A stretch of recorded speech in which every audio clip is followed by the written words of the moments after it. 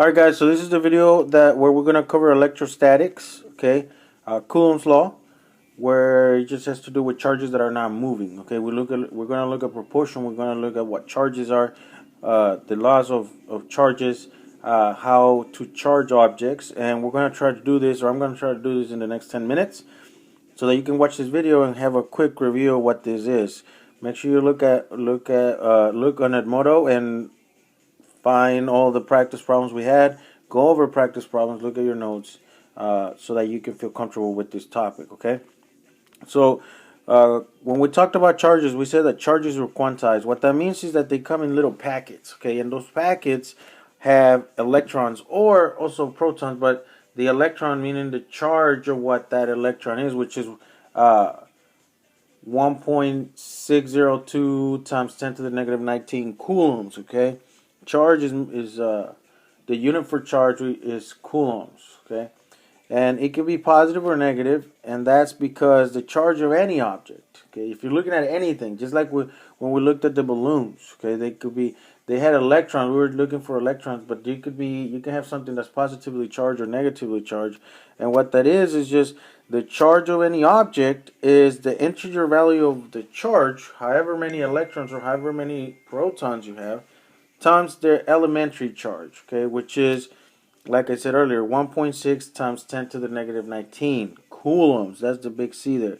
And the reason it's plus or negative is because if it's positively charged, then we know we're looking at protons, so we use the positive elementary charge. If the object is negatively charged, then we use the negative elementary charge. But again, in order to find the charge or anything, you multiply however many electrons or protons it has times the elementary charge, which is 1.6 times 10 to the negative 19 coulombs, and that gives us the charge, okay?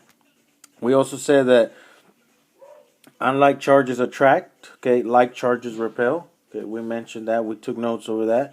We said that charges can be positive and negative, and we said that the positive one is going to be protons and negative is going to be electrons. Okay, and according to the Bohr model, which you guys are very comfortable looking at because you've seen it in 8th grade and last year, okay, we know that the protons and the electrons have an attractive force between them, okay, positive, negative, they're unlike, so they attract each other, okay. We also talked about how objects are charged. We said that objects can be charged through conduction, which is when objects are actually touching, and if you look at the example here, okay, let me get another color so I can be pointing stuff out. We know that this object has a charge, is neutral, it has two negatives, two positives, but then we have a negatively charged rod that's going to touch the object, and when it does, it's going to pull those positives to where it's touching, but it's also going to charge it, negatively charged, because it's going to add those electrons to that object, and you can see here, now we have 2 positives and 5 negatives, so it's negatively charged, and you do that by conduction, okay? Now another way you can charge objects is through induction. This is without touching the object, okay? You don't touch it. So you have this neutral object and you have a negatively charged rod. You come close to the object, okay? So that attracts the positives to the negatives, okay? Pushing the negatives to the other side. Positives and negatives will be in opposite sides. But then you ground the object by touching it with your finger. So what that's going to do is going to allow those negative electrons to go through your hand, to leave through your hand, and leaving only positive charge on there. So when you take your finger away and then you take the rod away, okay, the only charge that is there is positive. So that object is now positively charged, which can be the same thing. If the rod was positive, right, you would charge the object. If you do the same thing that we just went through, but instead of the rod being negative, it's positive, then the object would end up being negatively charged, okay?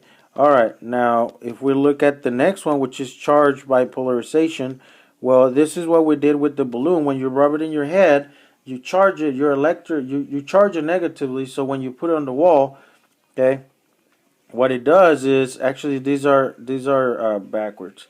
What it does is those negatives, okay, those negative charges are going to attract the positives on the wall, and we know that negative opposite charges attract. So what's going to happen is that balloon is going to stay on the wall, right, attached to the wall. Okay, and that's by polarization. If you have any questions, make sure you look at some videos online or look at our notes. Okay. All right. From there, we can say that from what we just learned, we can say that when we have two objects, when one is 4 times the elementary charge, the other one is negatively charged, 10 times the elementary charge, we know that the net force would be, or the net charge would be the negative 10 minus plus the 4, positive 4, and that would give us a 6Q charge, right? Because you have to even it out. So what that would tell us is that if we were to touch those two, or if we touch them, right? If they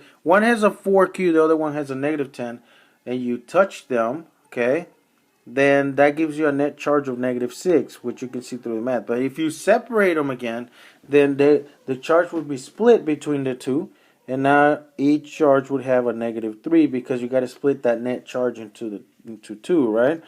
Same thing with the next example. If you have one that's 8, the other one's 10, and then you touch them, well, we know that the net charge is going to be 18.